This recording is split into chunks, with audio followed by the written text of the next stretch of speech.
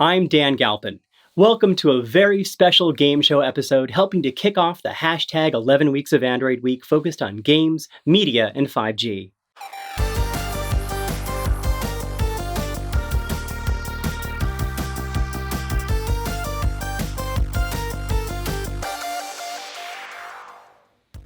The games part of the week will look at our ongoing efforts to help improve your developer experience, expanding your reach to more devices and new audiences, and supporting your go-to-market with Google Play.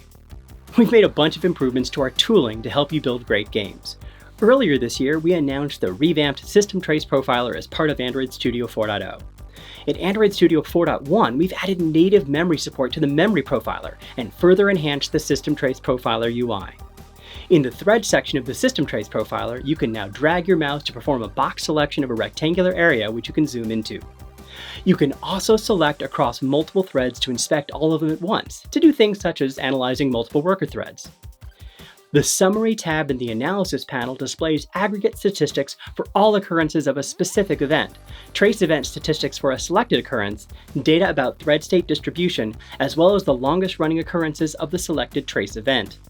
In the Display section, new timelines for Surface Flinger and VSync help you investigate rendering issues in your game. Check out the post linked in the description to learn more about what's new in the System Trace Profiler.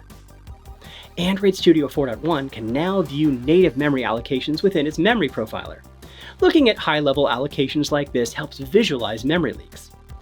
This table view allows you to see call stacks for each allocation, leveraging the debug symbols from your project. If your source is available, you can right-click on a function and jump to source. The post linked in the description contains a detailed guide to using this new profiler. And we've added support to run the Android Studio Profiler standalone in a separate window from the primary Android Studio window. We're continuing to invest in our extension for Microsoft's Visual Studio to help developers building C and C++ games on multiple platforms.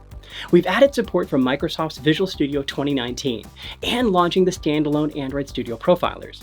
If you're developing with a custom game engine, you can sign up for the developer preview to integrate with your workflow for Visual Studio.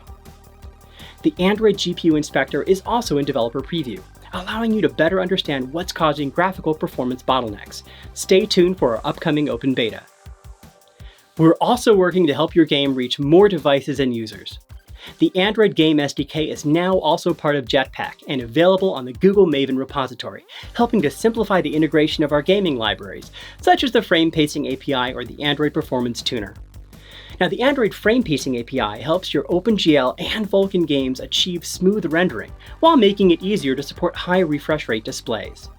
The Android Performance Tuner measures your frame rate performance in reference to quality levels you provide and helps you optimize between them to achieve stable frame rates at scale across the whole Android device ecosystem. Both APIs are designed to work together, with the Frame Pacing API helping to provide quality metrics for the Performance Tuner. Play Asset Delivery improves the game user experience in your game while reducing delivery costs and game size, thanks to its flexible delivery modes backed by auto updates and Delta patching.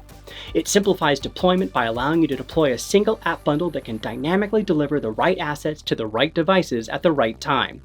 Since the app bundle format will be required for all new apps starting August 2021, we're deprecating legacy APK expansion files, making Play Asset Delivery the standard option for publishing games over 150 megabytes.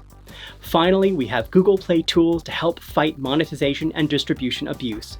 Some partners have seen up to a 40% decrease in potential hacks and up to a 30% decrease in fraudulent purchase attempts using our Integrity and Commerce APIs, and we have an early access program for automatic integrity protection. We're also helping support your go-to-market efforts on Google Play. We've made a dramatic overhaul to the Google Play console, making it clearer and easier to use. Check out the open beta to see the improved look and feel, navigation, a more responsive design, and better team management. The new pre-registration menu within the Google Play console makes it easier than ever to leverage pre-registration to boost early installs, and Play now supports day one auto installs.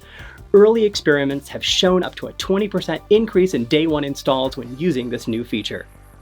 The new in-app review API allows developers to prompt users to write reviews within the app experience, making it much easier for users to share valuable insights about your game. The new Play Game Services Friends API is now in open beta to help players easily find and play with friends across Android games. Millions of players have a new platform-level friends list that you can access to bootstrap and enhance your in-game friend networks and have your games surfaced in new clusters in the Play Games app. Finally, we've updated our guidance to help optimize your store listing page to take advantage of the updates we've made to the Games Home within Google Play. As always, thank you for your support in continuing to build incredible games. Check out the links in the video description to learn more, and we hope you enjoy all that our games, media, and 5G Week has to offer.